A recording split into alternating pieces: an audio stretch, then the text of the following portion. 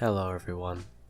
Alright, so this is going to be a start of it's going to be a start of a currently unnamed podcast because right now, my Discord server, I already have a thing set up for people to decide the new name for this new podcast.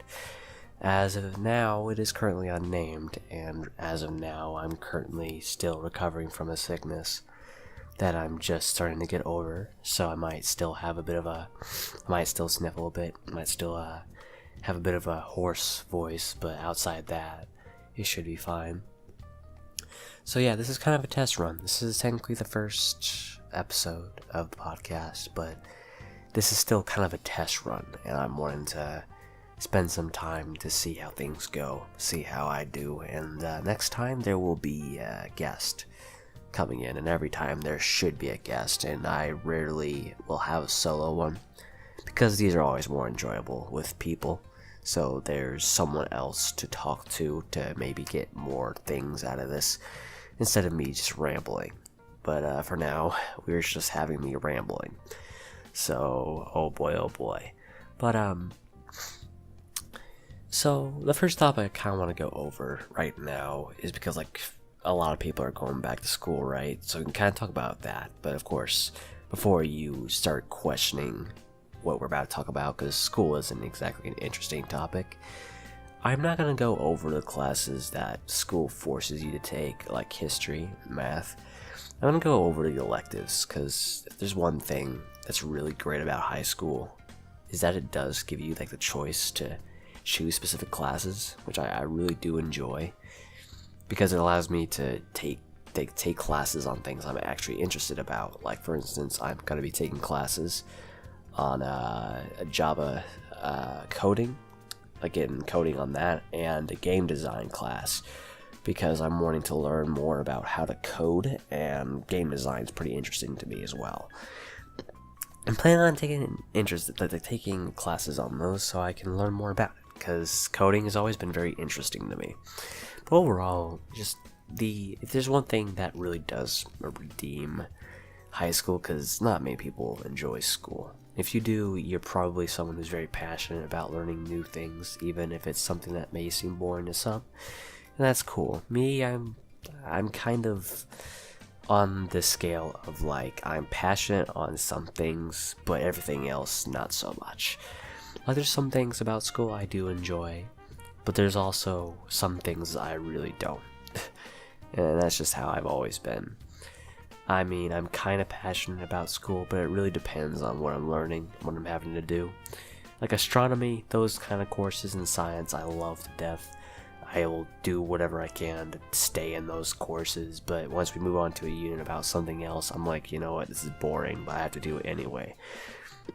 But the one thing about high school is that it gives you those electives, so if you have to deal with a class you find boring, at least this way, you're looking forward to a class later that day that is actually really interesting to you. And I, like I said, have very high interest in coding and game design, because that's something I want a career in, is coding.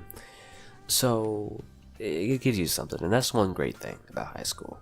If there's anyone listening to this who isn't quite in high school yet, you probably won't really know this about having electives. And if you don't know what an elective is basically just a secondary class that you can choose from, because usually high schools have a lot of options that you can take, and an elective class also gives you credits towards a certain thing, and you have to have a certain amount of credits to be able to graduate in the senior year.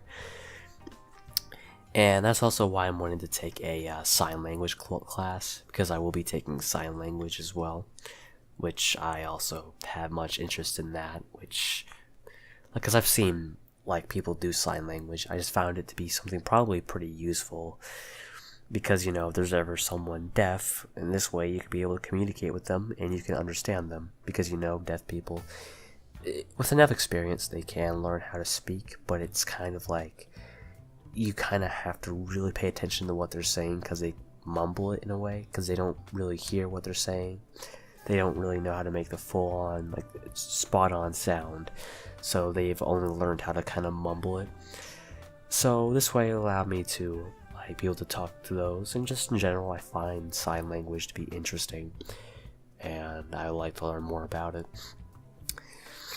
Now, going back to coding though, it's like, because I think, like, I myself, some people listening to this might as well, I've watched those videos on like coding. Like, there's this one guy who goes over multiple videos over like the classic NES games and how they worked in regards to coding, and I've always had such interest in those videos. Like, I binge watched those kind of videos, like glitch explanations, coding explanations for those classic consoles and games, just going into the in-depth of the coding that goes into how to make those games. It's just so interesting to me, just going into that kind of thing, and I've always been so interested into that. Also, being myself, I enjoy games a lot. I always have, and I hopefully always will, until I become an old man or something like that. And being able to like do research on that kind of thing and learn more about the games I've been playing for years, going in depth into how they work and operate, is something so undescribably interesting to me. That's one reason why I would like to go into coding, is just being able to learn the fundamentals of making a game like that. And even coding in general, because I know there's different kinds of coding, because coding is so advanced to where coding can highly vary based off what you want. Like, you have game code, you have the site, like website coding, you have like application coding, like things like Instagram, all that. And they all have their different kinds of code and processes that you have to learn over time. And the one I have more interested in is gaming code, but I may learn others, we'll see. But it's just something I've always had an interest in, and something that I would be really glad. I'm really glad that I'm able to take these classes, because I haven't been able to before, and this will be the time I'm able to take those classes and learn more about something I have always wanted to learn about.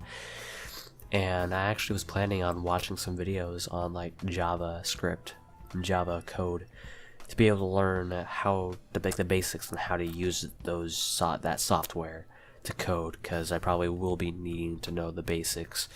Even though the class might already go over the basics, I still want to go ahead and just get an early start, because that might be cool, and plus I'm just wanting to watch the videos anyway, because again, I have such a great interest in coding as a whole, and I want to be able to explore more of that topic, because, well, it's something interesting to me. So yeah, that's kind of my own little thing there. If you guys are watching this on YouTube, which you should be, feel free to like put in the comments below what you believe, like what your electives you've chosen for high school, because I'm sure a number of you are in high school and you're currently choosing your elective classes or are already in school. So feel free to share your, like, put in your 2 cents into the hat and show and share what you've chosen in your classes, your electives, or what electives that you would like to see. Because one elective that I did not see, which I'm sad about, is that I did not see an astronomy elective, which would be pretty cool if I did. If I didn't, that would have been really great, because I love space so much. It's the one thing I've probably done again, see, I'm sick. It's the one thing I've done the most research on like YouTube, is space. I just love astronomy to death, honestly. It's something I have such high interest in. It's not something I want a career in, but it's something I wanted to learn about on the side. Like, I want a career in coding, but I do want to learn about astronomy, because astronomy is so interesting to me. And I wouldn't mind taking a difficult class in astronomy, like for like 1 year school, if it means being able to study astronomy, because that'd be really cool. But of course, my main focus is studying coding, because that's something I've wanted to do for years now, and I'm really glad I finally am able to do that, because it's been something I've been wanting to do for so very long. Like, honestly, and I'm so glad I'm finally able to do it, because that gives me a chance to enjoy my time at school a little more. Because usually I don't really enjoy school that much, but when I'm able to take classes that I actually thoroughly enjoy, or have units I thoroughly enjoy, I'm much more engaged in the schoolwork that I'm doing. Especially if there's a cool teacher. Like, I know last year, like for the last 3 years of school, I had this teacher named Mr. Duquette, yeah. He's awesome. Honestly, he's like one of the best teachers I've ever had. And he brought me to have a new love for social studies that I didn't really have before. Like, I enjoyed social studies, but not to an extreme extent. But he really made me come to enjoy social studies a lot more, because it became old to me after having to deal with so many projects. But he just made it so much better for me, and it made me enjoy it more, which is really great. Having good teachers is always great, and it's one thing I've always been lucky about. Because, like, you can always hear from people talking about, oh, this one teacher hates me, he just keeps giving me Fs. Like, good God, like, can he just, like, get off my back and give me an A or something? You hear that often, right? Like, there's this one teacher who was strict beyond measure. I've never had that. I've always had good teachers, which I'm really glad about. Of course, there's some teachers I've had who have been in some way or form strict, but they aren't too strict to where they're never fun. Like, they are strict when they're supposed to be, but most of the time they're fun as long as we're doing what we're supposed to. And of course, I know people out there have those teachers who are just always miserable and are strict because they're miserable. But me, I've never had that. I've always had teachers who are fun and enjoyable as long as we're doing what we are supposed to. The only time they get strict and kind of saddening is when we're just not doing what we're supposed to, or breaking rules. Then they'll get pretty strict. And even then, that's rare. Some teachers I've had have been really easygoing and have given us a lot of chances, while some are a little more strict. Either way, it's something understandable. The only problem is when, like, they are absolutely miserable and they shouldn't be teaching kids. They're just sad and just no. Like, those kind of teachers make you hate a class entirely. It may even remove your taste from the class overall, because a good teacher can really bring the love of a class to a whole new level. And having a bad teacher can just make you have a bad taste for it. And that's totally understandable. And that's something that a lot of kids have to go through, which luckily I haven't had to deal with. I've always been glad about that. Of course, now, I've always had those times where I thought about being a teacher, but I don't know. I'm able to talk very well, and I've been able to help people well, but sometimes I'm not the best at telling people how to do something. And in general, it's just, I don't want to have a career in teaching. It's not that I don't find it enjoyable. I probably would enjoy being able to help people like that and teach them, because to me it's really cool and it's an honor being able to teach people things that I know. But it's just something I don't want to spend my life doing. Like, it's something I might do on the side, like a tutoring job. Like, I have a friend who does tutoring, but even then I don't know if I would have the time for that, because I know coding is going to require a lot of work and it's probably going to be very time consuming. So it's not that I wouldn't enjoy a career in teaching. I might, but just doing it for my whole life is just something I would rather not do. I wouldn't enjoy it. I really wouldn't. But tutoring, maybe, especially if I'm able to teach people how to code, because I would like to be able to learn coding. And then probably if I were to be able to teach people how to code, it would bring in a whole new level of enjoyment. One thing I am wanting to do is learn how to code and be able to make like YouTube videos on it, to kind of give ideas, or maybe use games that have like a level editor and try and implement coding into it in a way. Because I've seen people do that in games before, like submit coding into it in some way or form, which is really interesting to me, because it's like you are doing something that the game was not intended to do, and you just do something so creative, it creates bits and bytes and all that, and it's really cool. I always enjoy watching videos about that kind of thing, like how are you able to implement code into a level editor of an already coded game, and it's so cool. And I always see those videos and think, I want to be able to do that. That would be so cool, and it's so enjoyable and such an experience to be able to take a game's editor into a whole new level and literally make it do something that like the programmers of the game have to do on a daily basis, except just put it in the level editor. It's such an interesting thought. In general, just making YouTube videos on like the basics of coding, maybe like kind of explaining how the codes of games work and the fundamentals and things like that, because that would interest me a lot. It really would.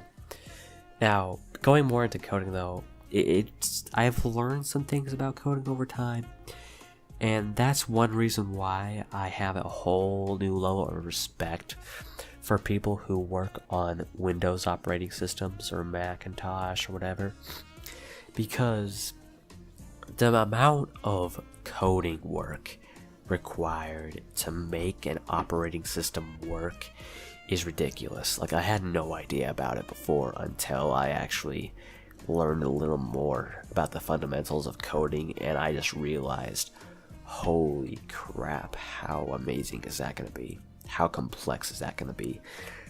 Because it's like telling code how to do so many things at one time, and the detail of it that you have to go through to make it work, and like the trial and error you have to go through to make it finally work the way you want it to work.